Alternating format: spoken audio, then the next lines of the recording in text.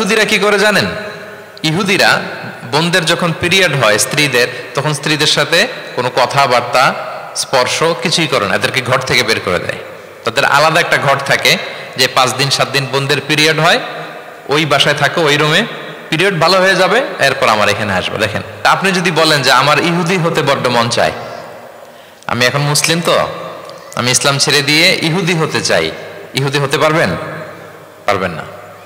যদি জেনে না থাকেন জেনে নেন, চাইলেই কেউ ইহুদি হতে পারে না। ইহুদি হতে হয় বাই বর্ন, জন্মসূত্রে। তাও আবার বাবা ইহুদি হইলে হবে না। কি আজীব তামাশা! মা ইহুদি হইতে হবে। ইহুদি মায়ের পেট থেকে যদি কেউ জন্মায় তাইলে সে ইহুদি। কিন্তু আমাদের ধর্মে এরকম নিয়ম আছে বলেন তো? না। তাহলে ইসলামটা হচ্ছে সার্বজনীন, এখানে কোনো সাম্প্রদায়িকতা নেই। কারণ ইসলাম সকল সম্প্রদায়ের জন্য এসেছে। আলহামদুলিল্লাহ পড়েন। ইসলামের সাম্প্রদায়িকতা আছে না, এটা সকল সম্প্রদায়ের জন্য এসছে। যেমন দেখেন, ইসলামের রব আল্লাহ তাআলাকে আল্লাহ কিভাবে পরিচয় করায় দিচ্ছেন। আল্লাহ বলছেন সূরা ফাতিহার শুরুতে, আমরা প্রতিদিন এটা রিসাইট করি, আমরা পড়ি আলহামদুলিল্লাহি রাব্বিল, সবাই পড়েন আলহামদুলিল্লাহি রাব্বিল আলামিন। প্রশংসা সেই আল্লাহর যিনি হচ্ছেন রব্বুল আলামিন, মানে জগৎ সমূহের রব। তিনি সবার রব। কার রব? সবার রব। তিনি কিন্তু বলেন না আলহামদুলিল্লাহি রব্বিল মুসাল্লিন, তিনি শুধু মুসল্লিদের রব বলছে। রব্বিল মুসলিমিন, শুধু মুসলিমিনদের রব বলছে। হ্যাঁ, রব্বুল হাজিন, শুধু হাজি সাহেবদের রব বলছে না। তিনি কি বলছেন? রব্বিল আলামিন। তাহলে তিনি গোটা জগতের রব, সবার রব তিনি। ইসলামের দরজা যে সবার জন্য খোলা, দ্য ইউনিভার্সালিটি অফ ইসলাম, যে আপনাদেরকে বুঝাচ্ছি আল উমুম, খেয়াল করে দেখেন যে আল্লাহ যখন নিজের পরিচয় দিচ্ছেন তিনি বলছেন আমি সবার রব। তিনি কার রব? তিনি সবার রব। আলহামদুলিল্লাহ রাব্বিল আলামিন। এবং রাসূলুল্লাহ সাল্লাল্লাহু আলাইহি ওয়া আলিহি ওয়াসাল্লামের পরিচয় যখন আল্লাহ তাআলা করায় দিচ্ছেন, তখন আল্লাহ বলছেন ওয়ামা আরসালনাকা ইল্লা রাহমাতাল লিল আলামিন, I have sent you as a mercy for all the worlds. নবী হে, আপনি গোটা বিশ্বের সবার জন্য রহমত। সুবহানাল্লাহ। আল্লাহ বলছে যে শুধু মুসলমানদের জন্য রহমত? কথা বলেন। শুধু আরবদের জন্য রহমত? শুধু সাদা চামড়ার মানুষদের জন্য রহমত? শুধু পুরুষদের জন্য রহমত? না। তিনি রহমত কাদের জন্য বলেন তো দেখি, বুঝে থাকলে।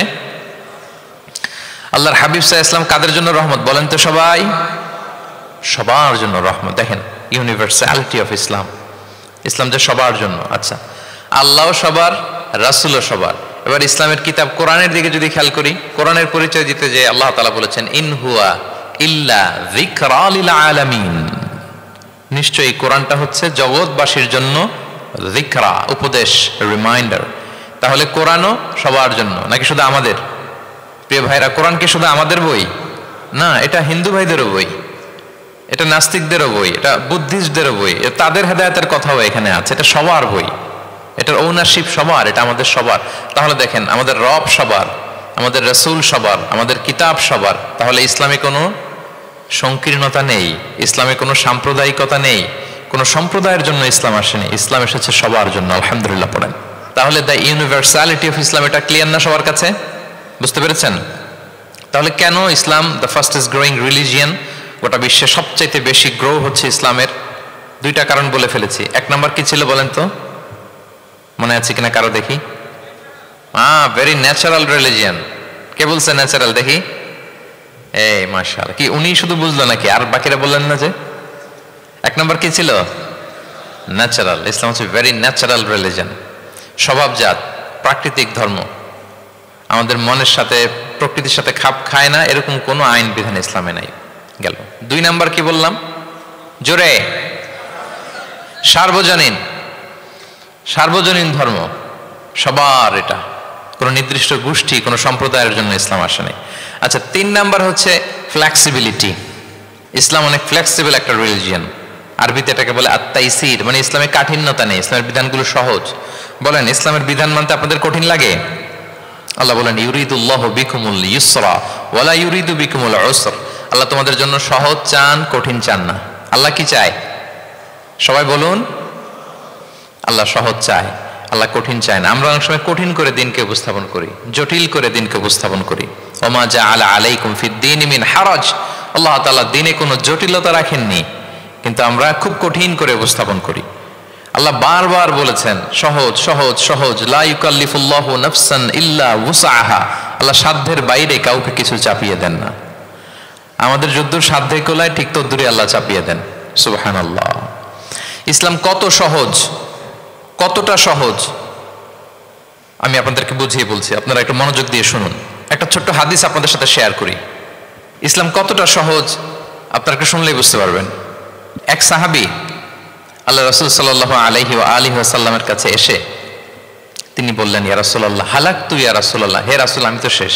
রাসূল সাল্লাল্লাহু আলাইহি ওয়াসাল্লাম বললেন, ওমা আহলাকা, কি হয়েছে তোমার? তো সে বলে, ওয়াকাআতু আলা ইমরাআতি ফি রমাদান, আমি তো রমজান মাসে দিনের বেলায় আমার স্ত্রীর সাথে মেলামেশা করে ফেলছি, একেবারে ফাইনাল মেলামেশা, আমার সিমেন আউট হয়ে গেছে বডি থেকে। এজন্য সে অস্থির হয়ে রাসূল সাল্লাল্লাহু আলাইহি ওয়াসাল্লামের কাছে এসে, ইয়া রাসূলুল্লাহ আমি তো শেষ, আমারে বাঁচান, আমারে বাঁচান। কি হয়েছে? বলে, দিনের বেলায় রমজানে স্ত্রীর সাথে মেলামেশা, ইন্টিমেসি নিষেধ, আমি তো ইন্টিমেসিতে চলে গেছি, আমার কি হবে, আমারে বাঁচান। তো আপনারা জানেন যে ইচ্ছাকৃত যদি কেউ রোজা ভাঙে, আমি আপনাদেরকে বোঝাচ্ছি হচ্ছে ফ্লেক্সিবিলিটি। ইসলাম যে কতটা ফ্লেক্সিবল এটা আগে মাথায় রাখেন, যে what is the essence of flexibility in Islam. কতটা ফ্লেক্সিবল ইসলামের নিয়ম কানুন আর তাইসির। ইচ্ছা করে যদি কেউ রোজা ভাঙে, তার বিধান হচ্ছে তার কাজাও করতে হবে, কাফফারাও দিতে হবে। কাজা মানে একটা রোজার জন্য আরেকটা রোজা, আর কাফফারা হচ্ছে হয় তাকে একটা দাস আজাদ করতে হবে, অথবা তাকে 60টা রোজা রাখতে হবে টানা, অথবা 60 জন মিসকিনকে খাওয়াতে হবে। তো সে যখন এসে বললো, ইয়া রাসূলুল্লাহ আমাকে বাঁচান, কি করবো আমি? রাসূল সাল্লাল্লাহু আলাইহি ওয়াসাল্লাম বললেন, আচ্ছা ঠিক আছে, তুমি এই কাজ করে ফেলছো, তোমার তো পেনাল্টি হয়েছে। তো পেনাল্টি কি? তো বলে যে, রাসূল সাল্লাল্লাহু আলাইহি ওয়াসাল্লাম বললেন যে তুমি একটা দাস আজাদ করে দাও। বলে, ইয়া রাসূলুল্লাহ এই সক্ষমতা আমার নাই, আমি দাস আজাদ করবো কোত্থেকে? আচ্ছা এটা পারবা না, তো তাহলে টানা 60টা রোজা রাখো কাফফারা হিসেবে, টানা 60 দিন রোজা রাখতে হবে, রমজান চলে যাওয়ার পরে 60 দিন রোজা, এটা রাখো। বলে, ইয়া রাসূলুল্লাহ এটাও পারবো না, আমি টানা 60 দিন রোজা আমি রাখতে পারবো না। আচ্ছা এটাও যদি না পারো, তাহলে তুমি 60 জন মিসকিনকে খাবার খাইয়ে দাও। এবার সে বলে, ইয়া রাসূলুল্লাহ খাবারও খাওয়াতে পারবো না আমি, এই সামর্থ্য নাই। কি বিপদ! দাস আজাদ এটাও পারবা না, টানা 60টা রোজা এটাও পারবা না, 60 জন মিসকিনকে খাবার দিবা তাও পারবা না। তো কি আর করা, বসো এক পাশে বসো। বসে আছেন, উনি অন্যান্য কাজ সারতেছেন। হঠাৎ এক ঝুড়ি খেজুর রাসূল সাল্লাল্লাহু আলাইহি ওয়াসাল্লামের কাছে আসলো, এক ঝুড়ি সাদাকার খেজুর আসলো। আসার পর রাসূল সাল্লাল্লাহু আলাইহি ওয়াসাল্লাম বললেন, ওই লোকটা কই যে এই কাজ করে ফেলছে? তাকে নিয়ে আসা হলো। রাসূল সাল্লাল্লাহু আলাইহি ওয়াসাল্লাম বললেন, যাও, দাসও আজাদ করতে পারবা না, 60টা রোজাও রাখতে পারবা না, 60 জন মিসকিনকে খাবারও দিতে পারবো না, তাহলে এক ঝুড়ি খেজুর আমার দরবারে আসছে, চ্যারিটির সাদাকার খেজুর, যাও এগুলো গরিবদের মাঝে বিতরণ করে দাও, তাসাদ্দাক বিহা ফিল মাদিনা, মদিনায় বিতরণ করে দাও। এবার সে বলে, আলা আফকারা মিন্না ইয়া রাসূলুল্লাহ, ইয়া রাসূলুল্লাহ আমার চেয়ে গরিব কাউকে দিতে হবে? রাসূল সাল্লাল্লাহু আলাইহি ওয়াসাল্লাম বললেন, হ্যাঁ গরিব কাউকে দিবা। বলতেছে, এই পুরো মদিনাতে আমার চেয়ে গরিব আর কেউ নাই। কি বিপদ! তোমার চেয়ে গরিব আর কেউ নাই? বলতেছে, আমি সবচাইতে মদিনায় গরিব। বলতেছে, তাহলে কি আর করবো, যাও তুমিই খাও, নিয়ে যাও বাসায়, তুমি আর তোমার ফ্যামিলির সবাই মিলে এটা খাও। চিন্তা করেন, আসছিল পেনাল্টি দিতে, নিয়ে গেল এক ঝুড়ি, কথা বোঝা নাই, নিয়ে গেল এক ঝুড়ি খেজুর। দেখেন what is the flexibility of Islam. Islam কতটা ফ্লেক্সিবল, মানুষের সুবিধা অসুবিধাকে ইসলাম কতটা গুরুত্ব দেয়। আমরা ইসলামকে বোঝানোর ক্ষেত্রে, এক্সপ্লেইন করার ক্ষেত্রে এগুলো মাথায় রাখি না। তাহলে ইসলামের এই যে ফ্লেক্সিবিলিটি যখন কোনো নন মুসলিম দেখে, এই হাদিস যদি কোনো নন মুসলিম পড়ে, আপনি বলেন সে কি আর অন্য ধর্মে থাকতে পারবে? যে একটা ধর্ম এত ফ্লেক্সিবল হয় কি করে, এত ফ্লেক্সিবল। এভাবে আপনি যদি দেখেন যে রাসূল সাল্লাল্লাহু আলাইহি ওয়াসাল্লাম খুব সহজ করে দিন ইসলামকে উপস্থাপন করেছেন। কাউকে যখন তিনি কোনো দায়িত্ব দিয়ে কোথাও পাঠাতেন, তখন তিনি একটা বিখ্যাত কথা বলে দিতেন, সব সময় বলতেন যে, বাশশিরু ওয়ালা তুনাফিরু, ইয়াসসিরু ওয়ালা তুআসসিরু।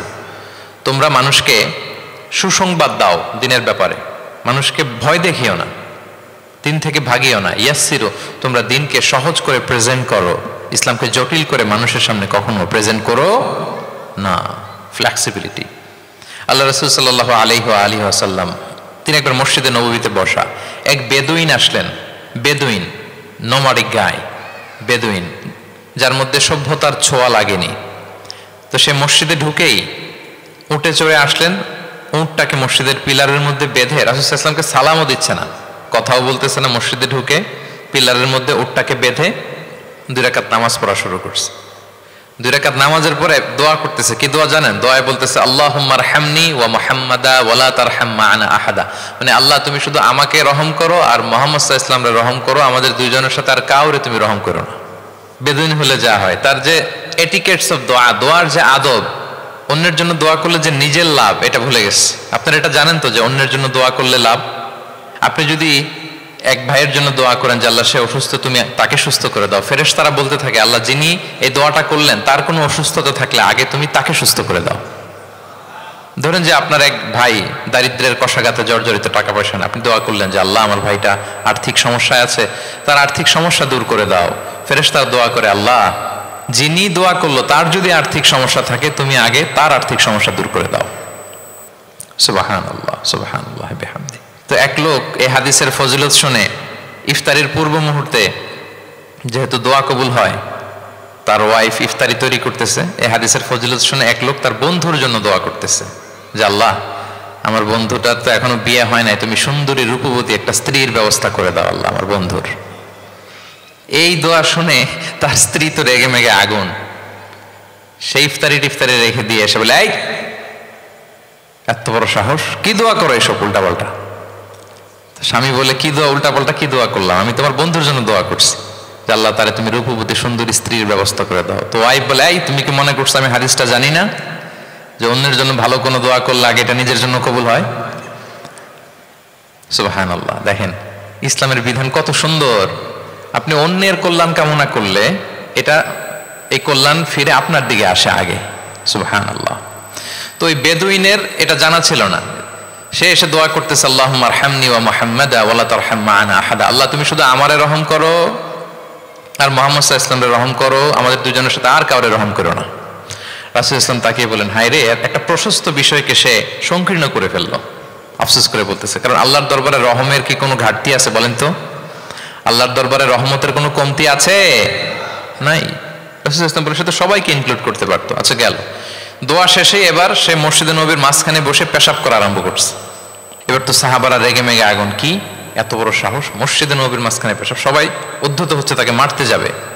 রাসূল ইসলাম সবাইকে সামলালেন, থামালেন, বললেন দাও, রাখো রাখো, ছাড়ো, আগে সারতে দাও। কারণ কেউ যখন ওয়াশরুম সারে মাঝখানে তাকে ডিস্টার্ব করা যায় না, এটা তার ক্ষতি হবে। রাসূল ইসলাম বললেন রাখো, লেট হিম পাস ইউরিন, তাকে কাজ সারতে দাও।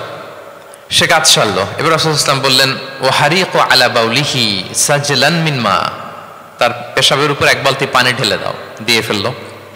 এবার রাসূল সাল্লাল্লাহু আলাইহি ওয়াসাল্লাম বললেন ইন্নামা বুইসতুম মুয়াসসিরিন ওয়া লাম তুবআসু মুআসসিরিন। হে সাহাবারা মনে রাখো তোমরা সহজপন্থী হিসেবে প্রেরিত হয়েছে, তোমরা কট্টরপন্থী হয়ে পৃথিবীতে প্রেরিত হও নাই। সুবহানাল্লাহ। তাহলে যে কোনো জিনিসের সলিউশন আপনার সহজভাবে করতে হবে, এটাকে জটিল বানানো যাবে না। আমরা অনেক সময় জটিল থেকে জটিল করি। তখন এই বেদুইনকে রাসূল ইসলাম ডেকে বললেন আচ্ছা তুমি যে কাজটা করলে, মসজিদে নববীর মাঝখানে পেশাব করলে, এটা কি ঠিক হলো? তুমি কি জানো এটা আল্লাহর ঘর, এটা আমাদের মদিনার কমিউনিটির ইবাদতগাহ, এখানে আমরা আল্লাহর ইবাদত করি, আল্লাহর জিকির করি, আল্লাহর কিতাব তেলাওয়াত করি, এটা কি তোমার ঠিক হলো? এইভাবে যখন আদর দিয়ে পরম মমতায় তাকে বুঝিয়ে বলা হলো, সে লজ্জিত হয়ে মাথা নিচু করে ফেললো। সুবহানাল্লাহ। সে রাসূল সাল্লাল্লাহু আলাইহি ওয়াসাল্লামের কাছে ক্ষমা চাইল। তাহলে প্রিয় সুধী, আপনি কোমলতা ভালোবাসা দিয়ে যা জয় করতে পারবেন, কঠোরতা দিয়ে সেটা পারা যায় না। খেয়াল রাখবেন, ভালোবাসা দিয়ে যেভাবে আপনি মানুষের হৃদয় জয় করতে পারবেন, কঠোরতা দিয়ে পারবেন না। এজন্য ইসলাম ফ্লেক্সিবিলিটিতে বিশ্বাস করে। ফ্লেক্সিবিলিটি, লা ইউকাল্লিফুল্লাহু নাফসান ইল্লা উসআহা। আল্লাহ সাধ্যের বাইরে কাউকে কখনো কিছু চাপিয়ে দেয় না। এজন্য ইসলামকে সহজ করে উপস্থাপন করতে বলেছেন তিনি। মুআয ইবনে জাবাল রাদিয়াল্লাহু তাআলা আনহুকে রাসূল সাল্লাল্লাহু আলাইহি ওয়াসাল্লাম একবার ইমাম বানিয়ে পাঠালেন একটা এলাকায়। তো ওই এলাকার লোকেরা ছিল শ্রমজীবী সাহাবী, উট ব্যবহার করে সেখান থেকে কুয়া থেকে পানি নিয়ে খেজুর গাছের মধ্যে দিত। সারাদিন যখন কষ্ট করতো, হার্ড ওয়ার্কিং করতো, বিকেলে ক্লান্ত হয়ে পড়তো। তো উনি মাগরিবের নামাজে সূরা বাকারা দিয়ে একবার তেলাওয়াত শুরু করলেন। সূরা বাকারা কোরআনের সবচাইতে ছোট সূরা নাকি সবচাইতে বড়? তো উনি যখন বাকারা দিয়ে নামাজ শুরু করলেন, এক শ্রমজীবী সাহাবী এসে আর কন্টিনিউ করতে পারছেন না, এত লম্বা কেরাত কিভাবে পারবেন, তো ক্লান্ত শ্রান্ত পরিশ্রান্ত। উনি রেগে নামাজ ছেড়ে দিয়ে একা একা নামাজ পড়ে রাসূল সাল্লাল্লাহু আলাইহি ওয়াসাল্লামের কাছে যে অভিযোগ করলেন, নালিশ করলেন। বললেন ইয়া রাসূলুল্লাহ, দেখেন এমন একজনকে ইমাম করে আমাদের এলাকায় অ্যাসাইন করেছেন, উনি মাগরিবের নামাজে পড়তেছেন সূরা বাকারা, আর আমরা সবাই শ্রমজীবী কৃষিজীবী মানুষ। রাসূল সাল্লাল্লাহু আলাইহি ওয়াসাল্লাম রেগে গেলেন, মুআয ইবনে জাবালকে ডেকে বললেন, মুআয আফাতানুন আনতা ইয়া মুআয, তুমি কি ফিতনা ছড়াচ্ছ সমাজে? তোমাকে পাঠিয়েছি কমিউনিটির ইউনিটি ধরে রাখার জন্য। আফাতানুন আনতা ইয়া মুআয, হে মুআয তুমি কি সাব্বিহ ইসমা রাব্বিকাল আ'লা এই সূরা পারো না? ওয়াশ-শামসি ওয়া দুহাহা এই সূরাটা পারো না? ওয়াদ-দুহা ওয়াল-লাইলি ইযা সাজা এটা মুখস্থ নাই? এই ছোট ছোট সূরাগুলো থাকতে তুমি বাকারা দিয়ে পড়তে গেলা কেন? সুবহানাল্লাহ, সুবহানাল্লাহ, আল্লাহু আকবার। দেখেন ইসলাম কতটা ফ্লেক্সিবিলিটিতে বিশ্বাসী, সহজ সহজ করে ইসলাম সবকিছু উপস্থাপন করে। এজন্য নন মুসলিমরা যখন দেখে যে ইসলামের মধ্যে এরকম ফ্লেক্সিবিলিটি আছে, তারা ইসলামের প্রতি আকৃষ্ট হয়, আলহামদুলিল্লাহ। আচ্ছা বলেন তো, বিয়েতে মোহরানা দেয়া কি? সবাই বলুন। একজন বলছে ফরজ। সবাই বলুন, বিয়েতে মোহরানা দেয়া কি? ওয়া আতুন নিসা সাদাকাতিহিন্না নিহলা, সানন্দ চিত্তে স্বামীদেরকে আল্লাহ বলছেন তোমরা তোমাদের মোহরানা ডৌরি দিয়ে দাও, দিতেই হবে। অনেকে এটা দেয় না, ঠিক না, দিয়ে দিতে হবে, তো দেয়া ফরজ। মোহরানা দেওয়ার মতো অর্থ এক সাহাবীর নাই। এক সাহাবী বলেন, ইয়া রাসূলুল্লাহ বিয়ে করব, মোহরানা আছে? নাই। তো না থাকলে কি বিয়ে করবা কি করে? এখন যাকে পছন্দ করছে ওই নারীকে জিজ্ঞেস করতেছে, তুমি কি কোরআন পারো? মেয়ে বলে, না আমি তো কোরআন পারি না। তো যিনি যে সাহাবী বিয়ে করবেন ওনাকে বলেন, তুমি কোরআন পারো? হ্যাঁ আমি তো অনেকগুলো সূরা পারি। তখন রাসূলুল্লাহ সাল্লাল্লাহু আলাইহি ওয়াসাল্লাম ওই কন্যাকে, মেয়েকে ডেকে বলল যে তুমি তো সূরা পারো না, তোমার হবু হাজবেন্ড অনেকগুলো কোরআনের সূরা পারে, তো তোমাকে তোমার স্বামী প্রতিদিন কিছু না কিছু সূরা মুখস্থ করাই দিবে, এটাই হয়ে যাবে তোমার বিয়ের মোহর। তাহলে বলেন তো সহজ না কঠিন? অজু করে নামাজ পড়া কি? ফরজ। কিন্তু ধরেন অজুর পানি নাই, তখন তায়াম্মুম করে পড়লেও কবুল করবে কে? আল কিয়াম ফিস সালাত, দাঁড়িয়ে নামাজ পড়া কি? ফরজ। দাঁড়াতে পারছেন না, বসে বসে পড়লে কবুল করবে কে? বসতেও পারেন না, শুয়ে পড়লেও কবুল করবে কে? তাহলে বলেন তো ইসলামের বিধান কি কঠিন না সহজ? ফ্লেক্সিবিলিটি আর তাইসির। ইসলামের এই ফিচারটার কারণে, এই বৈশিষ্ট্যের কারণে অমুসলিমরা ইসলামের প্রতি আকৃষ্ট হয়, যে ইসলামের বিধানগুলো এত ফ্লেক্সিবল। এটা হচ্ছে মূল বিধান, না হলে এটা, না হলে অপশন, না হলে এই অপশন, মানে সমাজের সাথে খাপ খাইয়ে নেওয়ার মতো, সহজে মানুষ এটাকে এক্সিকিউট করার মতো সব বিধান আল্লাহ তাআলা রেখে দিয়েছেন, সুবহানাল্লাহ। তাহলে এই বিষয়গুলোর কারণে মুসলিমরা ইসলামের প্রতি আকৃষ্ট হয়। দ্য ফাস্টেস্ট গ্রোয়িং রিলিজিয়ন, মূল যে টপিক, মনে আছে তো আপনাদের? তাহলে তিনটা কারণ অলরেডি বলে ফেলেছি, আরো দুইটা বলবো, বলে শেষ করে দিব। এর মধ্যে প্রথমটা কি ছিল? ইসলাম ধর্মটা কেমন? ন্যাচারাল, ভেরি ন্যাচারাল রিলিজিয়ন, দ্বীনুল ফিতরা। 2 নম্বরে সার্বজনীন, দ্য ইউনিভার্সালিটি অফ ইসলাম, আল উমুম, এটা সবার জন্য এই ধর্মটা। 3 নম্বরে কি বললাম? ফ্লেক্সিবিলিটি, ইসলাম খুব ফ্লেক্সিবল, এটা সহজে মানা যায়, সহজে এটাকে পালন করা যায়, এজন্য অমুসলিমরা আকৃষ্ট হয়। 4 নম্বর হচ্ছে ব্যালেন্সড অ্যাপ্রোচ অফ ইসলাম। ইসলামের বিধানগুলো খুবই ব্যালেন্সড, ভারসাম্যপূর্ণ আর কি, এর মধ্যে পরিমিতি বোধ আছে, ভারসাম্য বোধ আছে, এটা ব্যালেন্সড। এই কারণে ইসলামের প্রতি মানুষ আকৃষ্ট হয়। এখানে বাড়াবাড়িও নাই, ছাড়াছাড়িও নাই, মাঝামাঝি, বাড়াবাড়িও নাই, ছাড়াছাড়িও নাই। আমার সাথে সাথে বলেন, কি নাই? বাড়াবাড়িও নাই, আর কি নাই? ছাড়াছাড়িও নাই, বরং মাঝামাঝি, ব্যালেন্সড অ্যাপ্রোচ। ইসলামের সবকিছু দেখবেন ব্যালেন্সড। ওয়াকাযালিকা জাআলনাকুম উম্মাতান ওয়াসাতা লিতাকুনু শুহাদাআ আলান নাস ওয়া ইয়াকুনার রাসূলু আলাইকুম শাহীদা।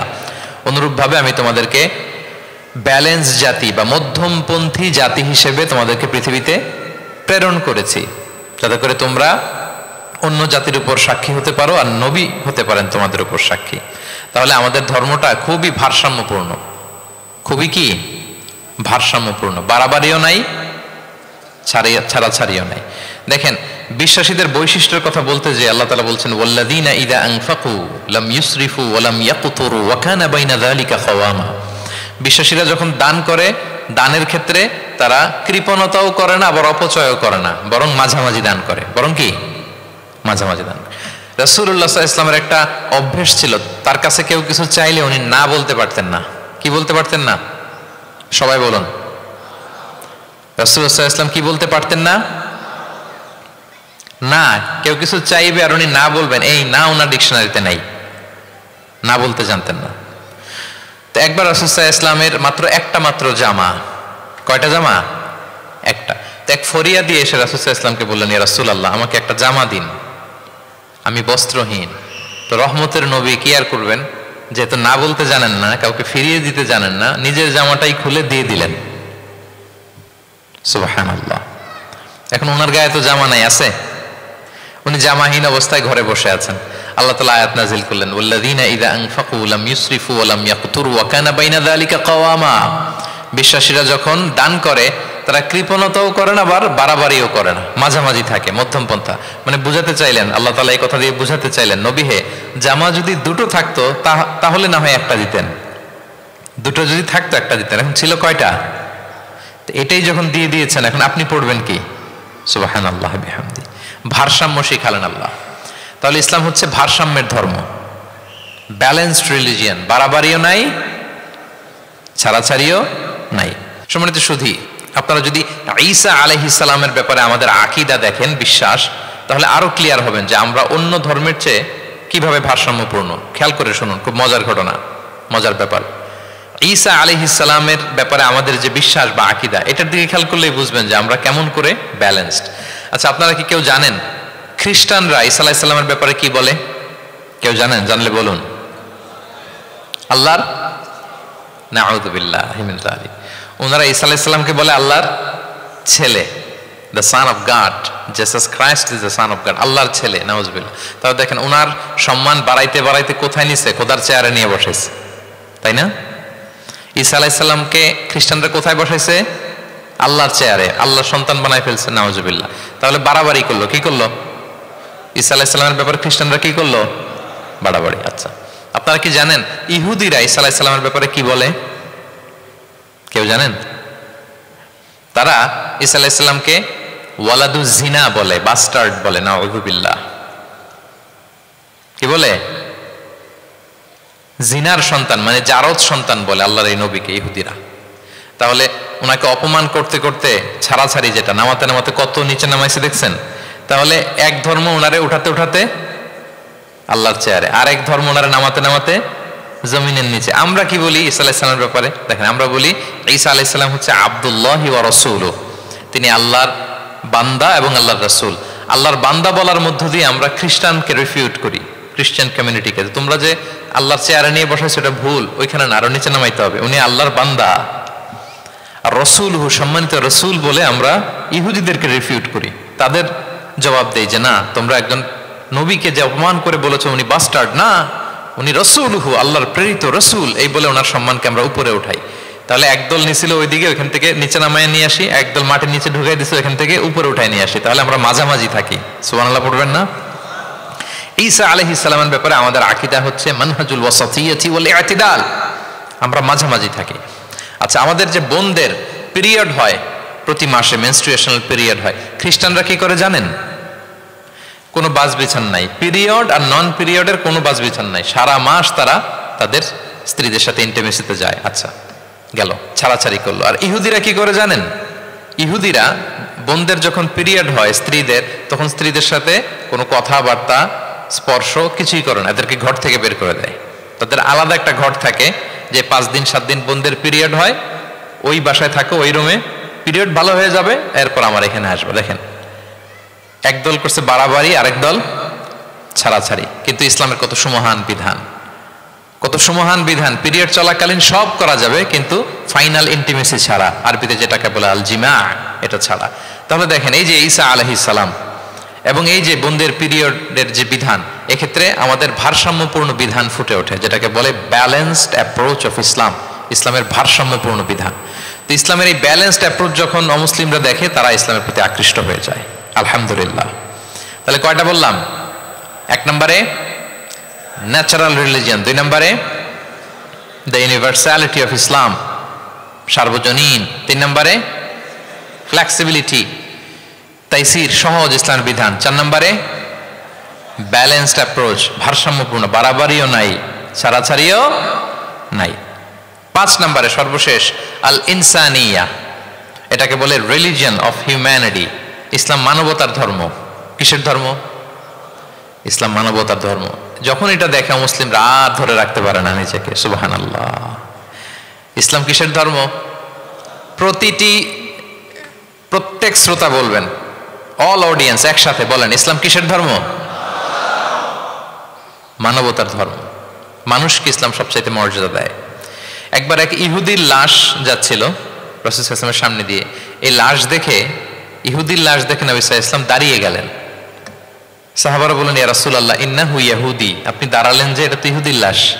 রাসূল সাল্লাল্লাহু আলাইহি ওয়াসাল্লাম বললেন, আওয়ালাইসাত নাফসান, এটা কি মানুষ না? সুবহানাল্লাহ পড়বেন না? আওয়ালাইসাত নাফসান, হোক না ইহুদি, হোক না খ্রিস্টান, হোক না মাজুসি অগ্নি উপাসক, সে তো মানুষ। তাকে মানুষ হিসেবে কনসিডার করে তাকে সম্মান দিতে যে আমি দাঁড়িয়েছি। সুবহানাল্লাহ বিহামদি। তাহলে মানবতাকে ইসলাম গুরুত্ব দেয়, মানুষকে ইসলাম কি করে? গুরুত্ব দেয়। আল্লাহ বলেন, ওয়ালাকাদ কাররামনা বানি আদম, I have dignified the status of the sons of Adam. আমি বনি আদমের স্ট্যাটাসকে বাড়িয়েছি, মর্যাদাকে বাড়িয়েছি। মানুষ মাত্রই তার সম্মান আছে না নাই? দেখেন, আল্লাহ আমাদেরকে এত সম্মানিত করেছেন, ঈমান আনার ব্যাপারে আমাদেরকে কোনো জোর জবরদস্তি করেন নাই, স্বাধীনতা দিয়েছেন। আমরা ফ্রি টু অ্যাকসেপ্ট ইসলাম।